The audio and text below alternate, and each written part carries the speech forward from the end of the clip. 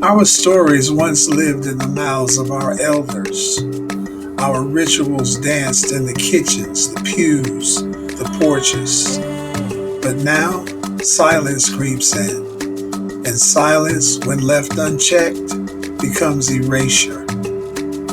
But memory is not lost, it is waiting, waiting to be reclaimed, reimagined, and reborn.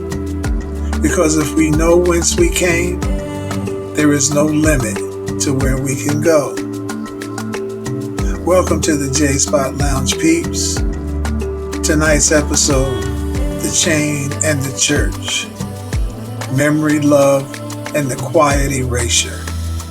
Let's get right to it, shall we? Across America, behind the remains of many old African American churches, beneath the unkept wild grass, amongst the scattered leaves, lie grave markers of days and years gone by. If one were curious enough to kneel and place an ear to the ground in the belief that one would hear echoes from the past, what exactly would one expect to hear and expect those earthen vessels to say? Would there be a story in song? Would there be the sounds of folk enjoying a meal around a table that seats the man in gay clothing as well as the one without?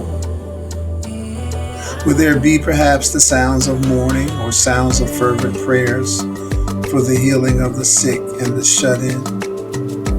What sound would the chain evoke that linked the past of the oldest in the ground to the more recent? And more importantly, would there be a remaining link to those of us still standing? Recently, I came across a picture of a lion standing amongst two tigers. One of the tigers was lying down and the other was just approaching. The legs of the lion were spotted like those of a cheetah, and the lion had the markings of a tiger on its face and was looking around as if to signify that he no longer recognized his surroundings.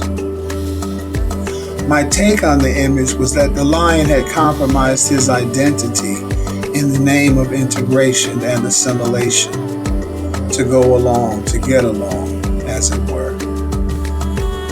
And as such was no longer standing on the true foundation of his power, thus the transformation of his legs. And so I put this question to those of us standing around the grave markers of behind the African American churches. Would your ancestors recognize your surroundings? If they were to ask you what became of the link, why is it missing, and what marker marks the spot where you buried our dreams, what would your answer be?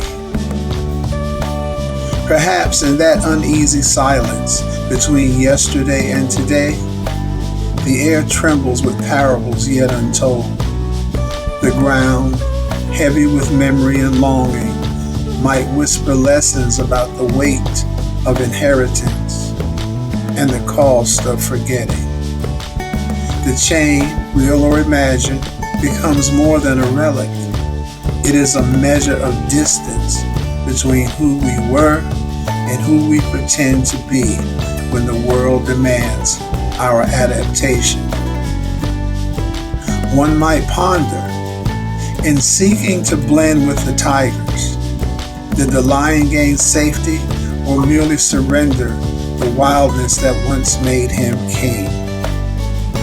Those cheetah-spotted legs, both swift and uncertain, speak of journeys undertaken without a true map, steps carried forward not by conviction, but by necessity, by the pressure to belong.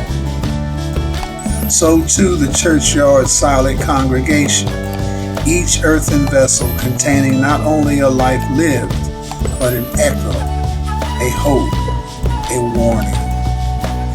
Their stories do not clamor for the ear, but wait patiently for the heart, willing to remember that to belong fully, one must first know the song that rises from their own roots, however tangled or unkept by time. They say time heals, but time also hides. It buries the names, the hymns, the handshakes that once held us together. There was a time when black love was loud, when black need was sacred, when the church wasn't just a building, but a body. Benevolent hands, passing plates not for profit, but for burial, for books, for bread. We were one another's insurance policy in a world that refused to insure our lives. But now, the pews are quieter, the stories thinner, the rituals fading like old photographs left in the sun. Integration came like a promise, but promises can be poisoned when they ask you to forget. And so we ask, did we trade our memory for mobility? Did we lose the link in the chain that held our history together? But hear me, the link ain't lost, it's buried. And we, the living, must dig. Dig through silence, through shame, through the seduction of forgetting. Because memory is resistance, and love, real love, is remembering. There was a time when we knew one another's names, not because we were told to, but because survival demanded it. We gathered in sanctuaries, not built by architects, but by ancestors. And in those spaces, we remembered, we resisted, and we loved. I'm Mr. J, and you've been listening to the J Spot Lounge, where memory speaks, where Baldwin breathes, and where the chain is mended. Make sure before you go, if you enjoyed this content, to like, subscribe, share, drop a comment, and hit that notification bell. In the meantime, the lounge remains open.